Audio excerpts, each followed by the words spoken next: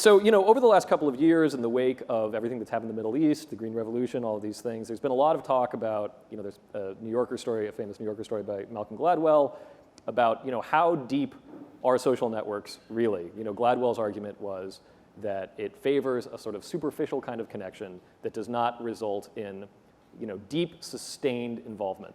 And it's easy enough to push a button and donate money, but how do you turn that into a real relationship and something that's deeper? Well, I have a couple of problems with that.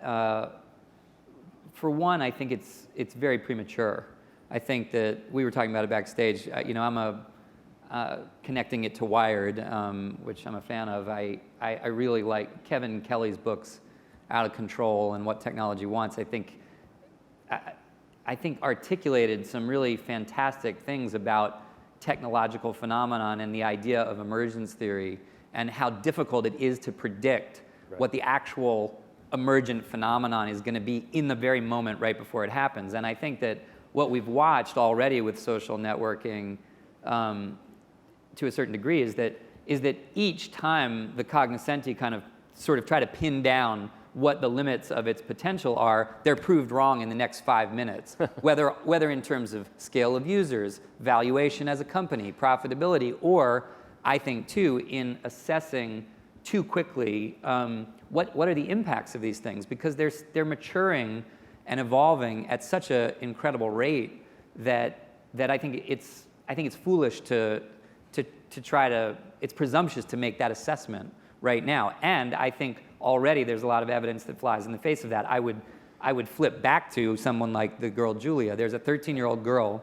who is using the kind of the game theory of social networking that she's obviously already grown up in to achieve something that's the definition of substantive. She's identified something happening in the world that she wants to engage with, has no money to give on her own, and has raised such a substantial amount of money that the organization is reaching back out to her to cultivate this child as a potent supporter of what they do. If that's not a substantive relationship being formed, then I don't know what is. Right. And I think that people have a tendency to focus on the fact that Facebook and Twitter, which are in essence at their core social narratives, those are platforms for personal identity narrative. Facebook is this is my life as defined by who my friends are.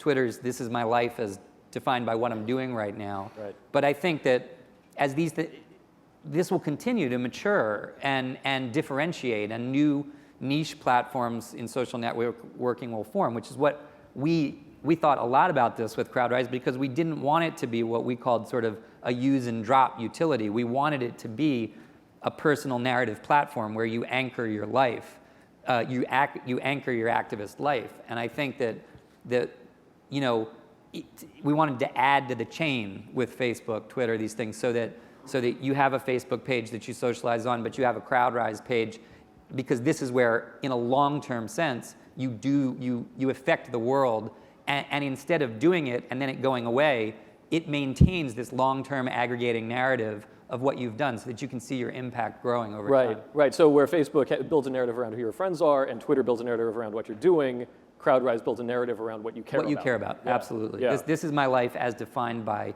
how I'm trying to change the world.